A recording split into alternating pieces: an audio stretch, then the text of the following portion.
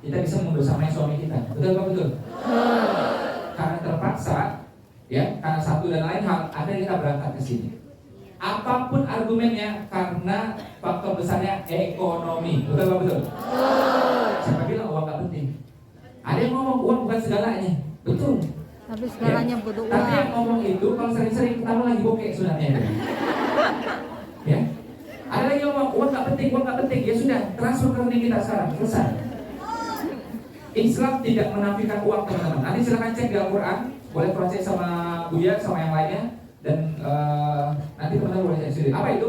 Pembahasan yang paling panjang di Al-Quran pembahasan panjang, teman-teman. Bukan sholat, bukan puasa. Puasa cuma satu ayat. Bukan haji. Yang paling panjang 3 hal, dan 3 ini terkait dengan uang semuanya. Apa itu? Utang, uang juga. Muamalah, uang juga. Yang ketiga waris, uang juga, teman-teman. Bahkan guru saya mengatakan, Dr. Yusuf Siddiq, kita bisa paham tentang waris tanpa baca hadis. Luar biasa. Saking lengkapnya, teman-teman. Kalau sholat itu pakai hadis, kalau nggak ngerti kita berapa rakaat, rukuk gimana, sujud gimana, gerakannya gimana, bacanya apa. Tapi kalau waris bisa paham tanpa hadis. Saking komplitnya, saking detailnya. Kalau pernah ada hadis, dia mendukung. Ya, 3 tadi paling panjang pembahasannya. Yang pertama tadi apa, teman-teman? Utang. Yang kedua apa? Muamalah, perniagaan. Yang ketiga apa? Waris. Ada yang punya utang di sini? Ada. Kalau saya jawab dari mukanya sudah ada.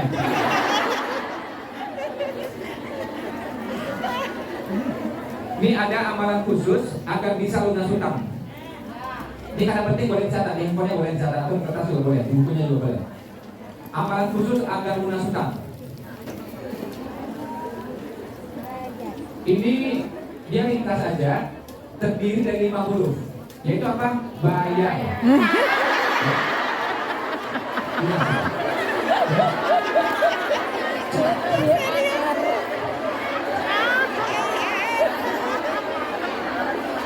Gimana mau jadi pedagang? Gampang ditipu ya. Ditipu gampang.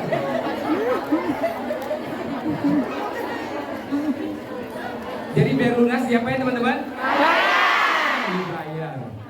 Nah, cara bayarnya ada 2. Nah, ini penting, kalau saya ini apa? Kita ini soalnya. Cara bayarnya ada 2. Pertama, datangi langsung orangnya. Kedua, transfer. Udah ada cara lain. Titipin ke orang. Ya. Benar ini. Sekarang ini orang hobinya ngutang. Macam-macam, makin mudah gara-gara ada pinjol dan pembayaran online. GoPay, Dana, apalagi OVO, apalagi macam-macam. Bahkan yang paling baru, sebenarnya bukan baru tapi udah populer nih. Apa ini namanya? Pudi. Belakangnya pakai huruf Y. Pudi, P-U-D-Y. Apa itu? Pudi. Pakai uangmu dulu ya. Itu udah gaib, ya pembayarannya gaib. Sudah tawakal ya sudah. Itu paling populer sudah di mana-mana. Saran saya, teman-teman, gak usah pakai pinjol atau pinjaman apapun, gak usah. Ya. Kalaupun terpaksa cari pinjol, cari ciri-cirinya seperti matahari, seperti sang surya, hanya memberi. Jadi kalau ada kayak gituan, boleh. Kalau enggak, udah nggak usah. Ya, beneran ini. Kalau kita berutang artinya, teman-teman, apa? Kalau kita berutang artinya memang hidup kita itu sudah melebihi kapasitas. Yang Allah kasih rezeki pasti cukup. Uang yang di tangan kita pasti cukup. Kalau nggak cukup juga nih, berterusan, berarti memang kita yang salah kelola. Ya, dikasih rezeki rupiah sekitar 6 juta rupiah misalnya, tapi gaya hidup kita perintilannya bisa 8 juta. Ini akan jebol terus. 500.000 ada selisih, teman-teman, sebulan. Kalau setahun itu bisa jadi 6 juta bahkan lebih. Ya. Jadi benar, saya setuju dengan pendapat Buya ya, yang mengatakan apa? Hemat. Muslim itu hemat. Ya. Mau sekaya apapun hemat aja. Miskin hemat, kaya hemat. Saya ingat banget ya waktu beliau baru menikahkan anaknya. Ya, itu pesan pernikahan beliau waktu itu ya buat mereka berdua. Dan disampaikan pesannya kepada menantunya. Beliau bilang apa coba? Ini nggak main-main karena diucapkan pada menantu teman-teman. Beliau bilang apa? Jangan ajari anak saya kemewahan. Terima kasih. Kami sudah terbiasa dengan hidup sederhana, ya berapapun yang ada, jangan ajari anak kami kemewahan. Saya ingat banget. Dan itu pasti penting karena apa? Disampaikan pada menantu yang baru nikah. Ya kan? Bukan sekedar acara-acara di mana. Ya. Nah, ini pesannya buat kita semua teman-teman. Kita ini anak-anaknya Buya, kita ini murid-muridnya Buya.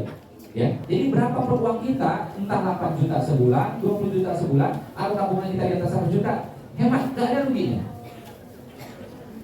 Ya. Nah, boleh berlebihan itu tanda petik ya. Berlebihan dalam Islam apa? Untuk sedekah boleh, nuntut ilmu boleh, berbakti sama orang tua boleh. Nah, ini pada berbalas semuanya. Kita transfer ke orang tua 1 juta, 2 juta, berbalas nggak kira-kira? Balasan dari Allah sama atau lebih? Ya, kita datang ke sini untuk ilmu, pasti ada biaya, naik taksi. Acara mungkin gratis, tapi di sini ada taksinya, ada makannya. Kalau kita makan di tempat sendiri, mungkin nggak keluar biaya, kan gitu ya? Karena ke sini mungkin biayanya muncul. Niatkan untuk belajar, niatkan untuk ilmu, berbalas semuanya. Tadi malam saya acara sama mitra-mitra itu total 3.100 sampai 3.400, saya lupa detailnya. Saya bilang sama mereka datang dari berbagai kota, lebih dari setengah itu dari luar kota semuanya. Ya, yang terbang aja ratusan. Saya bilang sama mereka, karena saya nggak bisa ganti uangnya sebanyak itu. Saya bilang apa? Luruskan niatnya, untuk apa? Nuntut ilmu, agar apa? Berbalas. Karena itu Ustaz Luqman pernah bilang, ya dari Munzalat, dia bilang apa? Mustahil muslim itu miskin. Istilahnya mustahil miskin. Itu ucapannya masa kayak gitu masih sombong itu. Enggak, justru dia yakin banget sama Allah. Coba logikanya. Muslim keluarkan uang terus sedekah, berbalas nggak kira-kira? Berbalas. Kok bisa miskin? Dia ada rezeki sedikit, dia kirim 500.000 buat ayahnya, buat ibunya. Berbalas nggak kira-kira? Kok bisa miskin? Ada kesempatan waktu, ada uang sedikit, dia datang untuk ilmu. Berbalas nggak kira-kira? Kok bisa miskin? Dan balasnya pasti lebih semuanya. Ya, ini kata guru saya ya, tapi ini arti pahami sampai tuntas. Dia bilang apa? Dia bilang apa? Balasan dari Allah itu sebenarnya nggak adil. Ya, kalau adil itu gini dia bilang, kita lepas 3 ganti 3 itu adil. Benar nggak? Kita lepas 10 ganti 10 itu adil. Ini kita lepas 10 ganti bisa 100, bisa 1000, bisa lebih dan bisa nggak terhingga. Jadi sifat Rahman Rahim Allah itu dikedepankan ketimbang sikap adilnya. Contoh ya, surah Ibrahim. Kalau ada nikmat, disyukuri. Kalau bersyukur, nikmat akan bertambah. Tapi kalau kufur, langsung diazab. Kalimatnya memang ini. Kalau kufur, azabku teramat pedih. Tapi kalau langsung diazab teman-teman, itu peringatan. Tapi kalau bersyukur langsung ditambah. Kalau kufur, hati-hati loh. Tidak langsung. Kalau mau adil, syukur ditambah, kufur diazab. Itu adil tuh. Tapi Allah kedepankan Rahman Rahimnya. Ya. Nah, sehingga kalau memang kufur ditunggu dulu, hati-hati loh. Ini jadi kayak peringatan. Kayak kita bilang sama anak kita, hati-hati loh sana, nanti keserempet loh. Enggak langsung diserempet, enggak. Kasih peringatan dulu. Masya Allah. Ya. Nah, balik ke materi tadi teman-teman. Jadi dengan isyarat-isyarat tadi, dengan perniagaan, wakaf, zakat, itu adalah isyarat bahwa muslim mestinya mapan finansial. Muslim hendaknya pegang harta. Dan hadis sahih mengatakan adalah apa? Sebaik-baiknya harta dipegang oleh orang yang soleh. Kalau orang soleh bikin musola, bikin rumah tahfiz, bikin pengajian, kan itu ya? Paling banter bikin apa? Tempat olahraga buat masyarakat sekitar. Gak mungkin jadinya kezaliman. Tapi kalau di tangan orang yang kufur, bisa impor senjata, bisa impor barang-barang gelap, ilegal, ya kan? Bisa bikin prostitusi, mohon maaf, bisa bikin judi dan seterusnya. Ini terakhir dari saya ya, kisah dari ulama besar namanya Imam Syafi'i. Kita di sini orang Indonesia, orang Asia Tenggara, Indonesia, Malaysia, ke Singapura, Brunei, itu rata-rata Imam Syafi'i. Kalau Hong Kong, Hanafi ya, itu kan ikomahnya agak beda gitu ya, nggak masalah, it's okay semuanya. Nah, Imam Syafi'i lahir di mana? Palestina.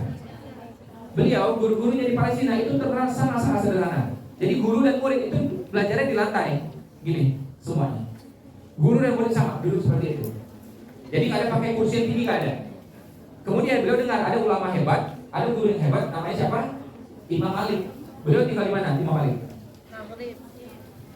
Madinah. Belajarlah beliau sana. Pas lagi belajar nih, ketemu murid-murid yang ramai gini, yang pada catat. Syafi'i muda, belum jadi Imam Syafi'i, Syafi'i muda, dengerin materi itu nggak catat. Dipanggil, kok nggak catat? Aku ingat semua ucapan. Ya, dites, ternyata benar ingat. Wah ini agak beda nih murid. Udah, datang rumah aja. Murid khususnya. Ini true story teman-teman. Yang penting saya ngarang di sini. Jadi istimewanya Imam Syafi'i ini, Syafi'i muda ini, Syafi'i cilik ini, ya tarik ke rumah. Dan nah, coba teman-teman bayangkan ya, jadi Imam Syafi'i backgroundnya dari Palestina, terbiasa apa dengan kesederhanaan semuanya. Ya, guru-guru juga mohon maaf tidak secara finansial tidak menonjol memang. Sampai di Madinah, ketemu Imam Malik, dia ajak ke rumah, dia kaget. Pas nyampe di rumahnya itu, dia injakan kakinya, ya itu karpetnya itu tebal banget sampai ke mata kakinya, empuk banget, mewah banget. Imam Malik. Ya, dan Imam Malik belajarnya pakai kursi kayak gini, yang lain duduk semua. Dan terkenal ya, banyak banget tulisannya, ya banyak banget ya yang membahas ini. Apa itu? Jubahnya Imam Malik itu bagus-bagus dan banyak. Terompahnya juga banyak. Ketika beliau meninggal itu di total ya, harta beliau itu dari pakaian itu sekitar 0,5 miliar. Sekian dinar, kalau dirupiahkan 0,5 miliar. Itu saya baca dulu. Nah, pas Imam Syafi'i datang sana, kira-kira kaget nggak itu? Kaget. Di kepalanya saya mikir, ulama kok gini gitu. Ya, beda banget dengan di Palestina gitu kan ya. Tapi namanya murid diam, nggak berani ngomong, nggak berani nanya. Belajarlah sekian lama. Setelah belajar sekian lama, ini saya mau bahas tentang harta, ya. Setelah belajar sekian lama, akhirnya gurunya yaitu Imam Malik bilang kepada Syafi'i muda, kamu udah belajar cukup di sini, silakan cari guru yang bagus, yang hebat, yang sekarang yang lebih. Emang ada. Siapa itu? Imam Hanafi. Baik, tapi Imam Hanafi udah meninggal. Ya, punya 2 murid yang utama. Kamu belajar sama salah satu muridnya, yaitu apa? Muhammad Asy-Syabani. Di mana? Di Kufah, di Irak. Siap. Kapan berangkatnya guru? Besok berangkat. Nah besok paginya ya, jadi seorang Syafi'i muda, tangannya digandeng ini sama Imam Malik, ya, dicarikan kendaraan onta yang bagus ya untuk berangkat ke sana. Dan Syafi'i muda dikasih sangu. Kalau dirupiahkan yang sekian dinar, kalau dirupiahkan itu sekitar 40 juta rupiah. Kaget dia. Murid disambungin kayak gitu coba sama guru. Dia langsung mikir, selama aku di Palestina nggak pernah ada kayak gitu kan. Ini agak beda ini. Nah ini mulai bertanya-tanya dari kepalanya nih. Terus berangkat lagi ya dengan kafilah itu. Dari mana tadi kotanya? Madinah. Menuju apa? Kufah, Irak. Sampai di Kufah, sampai di rumahnya Muhammad Asy-Syabani. Lebih kaget lagi ya, begitu masuk Muhammad Asy-Syabani lagi ngapain? Lagi motek-motek emas, cetek, simpan, simpan. Makin kaget lagi, cuma Pak nggak berani ngomong. Ini guru, aku murid, diam aja udah. Hati mau bertanya, nggak berani nanya. Nah sekian lama Muhammad Asy-Syabani tahu, ini murid pasti ada ganjelan di hatinya, kerasa lah gitu. Ya, ada nggak mau ditanya? Akhirnya tanya nih, Syafi'i muda, lu tanya apa? Ulama kok kaya?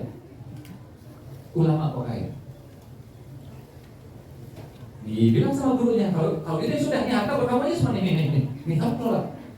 Oh jangan, engkau lebih berilmu daripada aku, engkau lebih alim daripada aku, engkau lebih ngerti mengelola harta. Apa aku kasih sama orang fasik? Oh jangan, kalau di tangan orang fasik nanti jadi kekufuran. Nah, beliau kutip tuh hadisnya Nabi tadi. Apa itu? Sebaik-baiknya harta berada di tangan orang yang soleh. Agar diberikan untuk apa? Digunakan untuk amal soleh yang macam-macam. Rumah tahfiz, musola, masjid, majelis ilmu, ya kan? Kita sewa tempat, kita sewa flat untuk bikin apa? Al-Bajah pesantrennya dan seterusnya. Ada nggak teman-teman kita yang lain orang Indonesia yang punya duit ngumpul-ngumpul dari sini, tapi mohon maaf bukan untuk kebaikan? Ada nggak kira-kira? Contohnya ada dan banyak. Ya. Nah, tapi insya Allah karena ada niat untuk lebih soleh, lebih baik, makanya kita hadir di sini kan gitu. Makanya sebaik-baiknya harta berada di tangan orang yang soleh, di tangan orang beriman. Nah, sejak itu, masya Allah, ini saya belum selesai tentang harta. Sejak itu cara pikir Imam Syafi'i terhadap berubah banget. Sampai beliau mengeluarkan statement ekstrim yang terkenal sampai hari ini. Islam itu mulia, Islam itu tinggi, tidak ada yang menandingi kemuliaannya. Orang Islam juga apa? Mulia, tinggi, tidak ada yang menandingi kemuliaannya. Jadi andai kata orang lain pakai kuda bagus, orang Islam juga harus pakai kuda yang bagus. Kalau bahasa sekarang, kalau yang lain pakai Alphard, orang Islam juga harus pakai Alphard atau lebih bagus. Kata Gus Baha, yang lain pakai Alphard, ente pakai carry, second, tua, haram, kata Gus Baha. Ya. Jangan protes sama saya, tanya sama dia. Ya. Ente mampu pakai mobil bagus, lah ini orang pakai Alphard, sengaja ente pakai mobil yang kere gitu, jelek gitu, haram, kata Gus Baha. Ya. Karena pakai Islam itu mulia, orang Islam juga mulia. Ya. Nah, dan kita percaya, ini yang orang jarang paham apa itu. Kalau kita punya harta, itu syiar yang luar biasa. Teman-teman punya uang lumayan dari bisnis, ya, bukan karena kerja di sini lama-lama sini, no. Saya berharap cepat pulang semua di sini. Amin, nggak cukup urus kepulangannya. Iya, amin nggak cukup beneran. Saya kesini udah belasan kali bikin acara kayak gini ya, itu udah hafal banget. Ya. Nanti bukan dia lagi saya. Lah kita senang kenapa ya? Ada namanya kita jalan-jalan semua. Tapi kan bukan itu poinnya. Yang saya pengen teman-teman pulang, ya, dengan apa ekonomi yang lebih baik bersama keluarganya. Ya.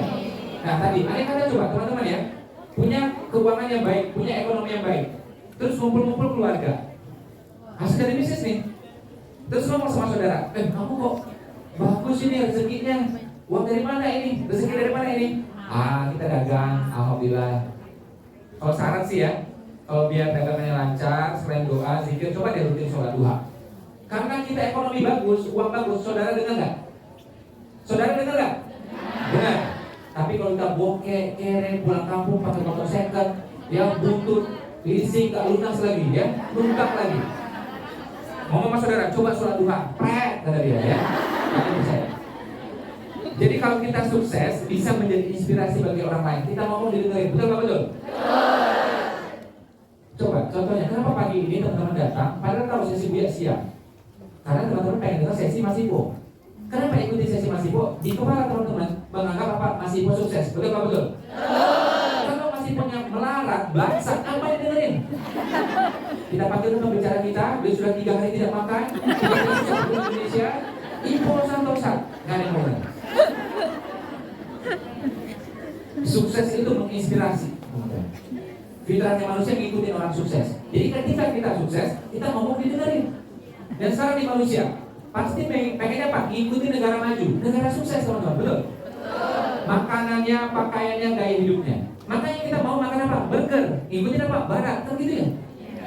Terus kita makan lagi apa? Sushi, ngikutin Jepang, negara maju, negara sukses. Kita makan lagi kimchi, Korea, sukses. Kita nggak tertarik, misalnya makanan orang Nepal apa, Bangladesh, yang Kongo, Somalia, yang Afrika Tengah, kita nggak tertarik teman. Fitrahnya manusia ngikutin negara maju. Fitrahnya manusia ngikutin orang sukses, orang yang maju. Ini fakta pahit, tapi itu yang terjadi teman-teman. Cuma saran saya, kalau kita nih, siapapun yang ngomong tak sukses atau tidak, selagi itu benar pakai, selesai, ya. Nah cuma orang rata-rata cara pandangnya seperti itu. Jadi saya berharap teman-teman, insya Allah ya, mulai usahanya, 1. Ya, setelah mulai usaha apa tadi? Besarkan usahanya, 2. Ya. Bagaimana caranya mulai Mas Ipo? Saran saya mulai dari yang mudah. Mulai dari yang apa? Ini ada contoh luar biasa yang pernah dibahas sama orang. Apa itu? Bayangkan, Nabi Muhammad tadi dagang berapa lama? 24 tahun. 25 tahun. Tapi yang sepanjang saya dengar, sepanjang saya baca, saya belum pernah menemukan Nabi Muhammad memproduksi sesuatu, membuat sesuatu. No. Seorang pengusaha sebesar beliau, kira-kira memproduksi bisa nggak kira-kira? Bisa. Tapi kok nggak dilakukan? Agar apa? Nah, beliau ini Nabi akhir zaman. Segala tindakan beliau harus bisa diduplikasi, bisa ditiru. Kalau Nabi misalnya melakukan produksi, belum tentu kita bisa melakukan produksi, teman-teman. Jadi apa yang dilakukan oleh seorang Nabi, ya, Nabi Muhammad, Nabi kita, satu teknik bisnis yang kita bisa semua lakukan. Apa itu? Beliau ambil barang dari sini, pindahkan ke kota ini. Ambil dari sini, pindahkan ke kota ini. Tidak bikin. Dengan cara ini semua orang bisa lakukan? Bisa. Jadi Nabi Muhammad itu seluruh tekniknya bisa ditiru, teman-teman. Beda dengan Nabi yang lain. Contoh ya, Nabi yang lain agar orang yakin diturunkan makanan dari langit. Ini nggak bisa ditiru, teman-teman. Ya, ada kiai yang turunkan makanan dari langit, nggak bisa. GoFood aja kadang-kadang nyampe. Ya, ini makanan dari langit coba. Oke? Nabi Musa membelah lautan, ini nggak bisa ditiru, teman-teman. Nah, Nabi Muhammad menunjukkan cara yang bisa ditiru. Ya. Jadi dakwahnya pakai apa? Kata-kata yang baik dengan akhlak yang baik, semua orang bisa niru. Ustadz bisa niru, orang awam bisa niru. Ya. Nabi Sulaiman kaya, gimana kayanya? Jadi raja, ini nggak bisa ditiru. Kalau teman-teman berjuang jadi raja, jadi ratu, ya itu namanya makar. Karena apa? Negara kita republik soalnya. Ya ditangkap ente. Ya. Nah jadi cara kayanya nggak bisa ditiru. Nabi Muhammad cara kayanya gimana? Bisnis, bisa tiru tidak? Bisa. Cara dakwahnya, cara menang perangnya, cara kayanya bisa ditiru. Itu beda Nabi kita. Ya. Nah, mulai dari yang mudah, pindahkan dari titik A ke titik B, boleh. Kalau produksi mana? Silakan. Tapi maksud saya biar mudah, mulai dari memindahkan barang. Dari Indonesia jual ke sini, dari sini jual ke sana. Atau misalnya ambil dari mana? Ambil dari Guangzhou jual ke sini. Atau mungkin dari Hong Kong juga, titik A pindahkan ke titik B, titik B pindahkan ke titik C. Simple. Ya, ini